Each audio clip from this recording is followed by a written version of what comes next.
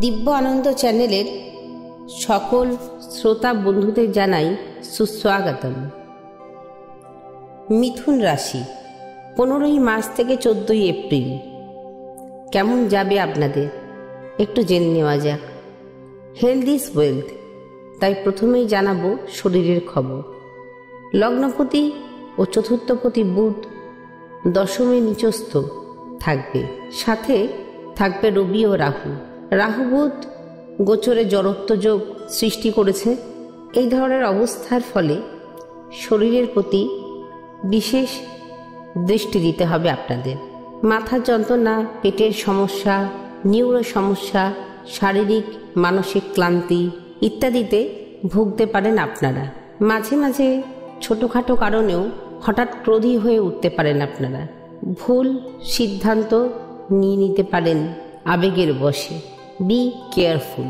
এবার আসছি ভাই বোনদের সাথে কেমন যাবে।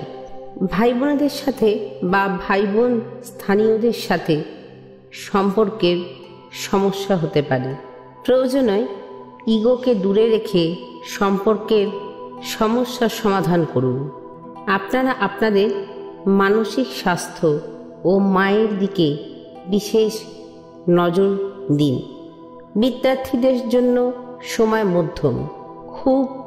খুব পরিশ্রম করতে হবে, আলস্য ত্যাগ করতে হবে। 15ই এপ্রিলের মধ্যে যাদের পরীক্ষা, তাদের সফল হওয়ার জন্য, ভালো রেজাল্ট করার জন্য খুবই সচেষ্ট হতে হবে, খুবই প্রয়াস করতে হবে। যারা প্রতিযোগিতামূলক পরীক্ষা দিচ্ছেন, দেবগুরু বৃহস্পতির কৃপায় আপনাদের সফল হবার সম্ভাবনা বৃদ্ধি পাবে।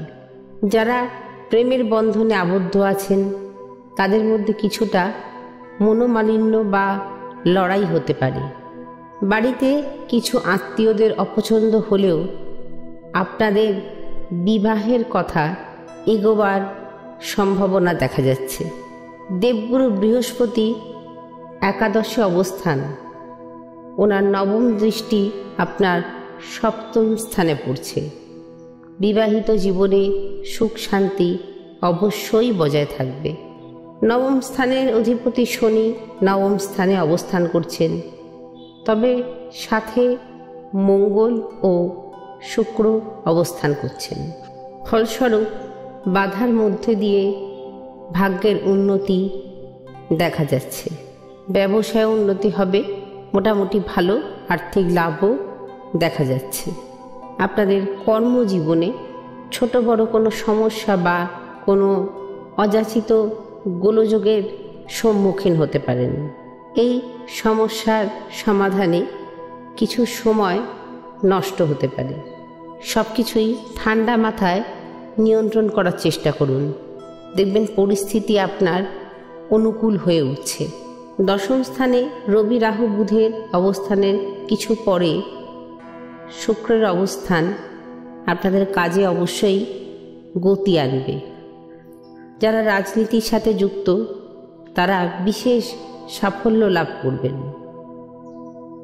রাহু বুধের জড়ত্ব যোগের জন্য কিছু কাজ হাতছাড়া হয়ে যেতে পারে, বা কিছু কাজ বর্তমানে কিছুদিন স্থগিত থেকে আবার ভবিষ্যতে শুরু হতে পারে, আর আশা অনুরূপ ফল পেতে কিছুটা বাধাপ্রাপ্ত হতে পারেন। কাজের জায়গায় যে সমস্যাগুলি আসবে, ধীরস্থিরভাবে সেগুলি পর্যবেক্ষণ করুন, তারপর ধীরে ধীরে তার সমাধানের রাস্তা বের করুন। একাদশে বৃহস্পতি আর্থিক বুনিয়াদ মজবুত করবে, দীর্ঘমেয়াদী ইনভেস্টমেন্টে সাফল্য এনে দেবেন। তবে শেয়ার বাজার বা স্পেকুলেটিভ বাজারে ইনভেস্ট করার আগে বারংবার সাবধান হওয়া দরকার।